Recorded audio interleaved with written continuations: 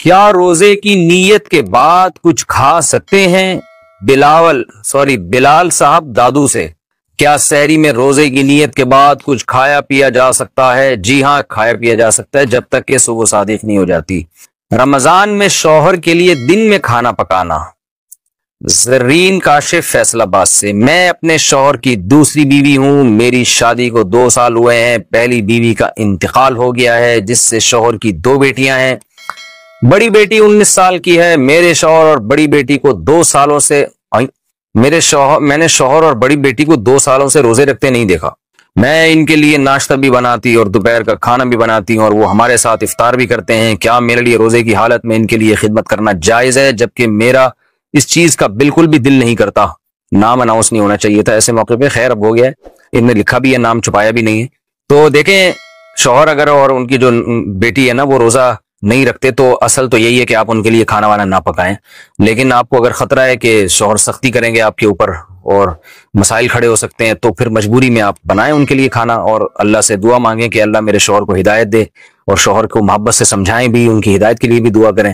کیوں حقیقت تو یہی ہے کہ جو روزے دار ہوتا ہے اور گھر میں کسی نے بلا شرعی عذر روزہ رکھا ہو، اس کو کھلانے کے انسان کی طبیعت مائل نہیں ہوتی۔ تبھی میں لوگوں سے یہ کہتا ہوں کہ یہ جو مزدور دن میں مزدوری کر رہے ہوتے ہیں اور روزہ نہیں رکھتے اور پھر آپ سے پانی مانگے، کھانا مانگے، تو ان کو نہ دیا کریں، ان سے کہیں کہ بھائی خود ہی پیو، خود ہی کھاؤ جا کے۔ یا کوئی بھی روزہ خور ہو جس نے شرعی عذر کے بغیر روزہ چھوڑا ہوا ہو، جب وہ رمضان میں دن میں آپ سے کھانا پانی مانگے تو نہ دیا کریں۔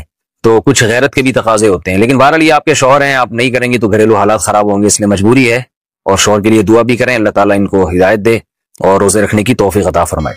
سیونگ کے لیے خریدے گئے پلاٹ پر زکوٰۃ کا حکم۔ مسز محسن اسلام آباد سے، میں نے اپنے پروویڈنٹ فنڈ سے لون لے کر ایک فلیٹ خریدا ہے، اس نیت سے کہ جب بچے بڑے ہوں گے تو اس فلیٹ کو بیچ کر ان کی پڑھائی اور شادی وغیرہ کا انتظام کریں گے۔ ابھی وہ میری ملکیت میں نہیں آیا ہے، میرا ارادہ ہے کہ جب وہ میری ملکیت میں آ جائے گا تو اسے کرائے پر دے دوں گی۔ کیا اس پر زکوٰۃ فرض ہوگی یا نہیں؟ اگر ہوگی تو کس طرح حساب کیا جائے گا؟ دیکھیے، آپ نے فلیٹ خریدا ہے اور بیچنے کی نیت سے خریدا ہے تو آپ اسے کرائے پہ دیں یا نہ دیں، بہرحال اس پہ زکوٰۃ ہے۔ اور یہ جو آپ نے کہا کہ ابھی میری ملکیت میں نہیں آیا، تو جب کوئی چیز خرید لی تو ملکیت میں تو آ گیا، تو ایسا معلوم ہوتا ہے کہ آپ قبضے کو ملکیت سمجھ رہی ہیں۔ آپ یہ کہہ رہی ہیں کہ میرے قبضے میں نہیں آیا، تو اگر اس کنڈیشن میں آ گیا ہے کہ جب چاہیں آپ اس پہ قبضہ کر سکتی ہیں اور جب چاہیں اسے استعمال کر سکتی ہیں، اس کنڈیشن میں آ گیا تو اس پہ زکوٰۃ واجب ہے۔ اور اگر صرف محض فائل ہے اور اس پہ آپ عملی طور پر قبضہ کرنا آپ کے لیے ممکن ہی نہیں ہے تو پھر اس پہ زکوٰۃ واجب نہیں۔ میاں بیوی کا بغیر جماعت کے ایک ساتھ نماز پڑھنا۔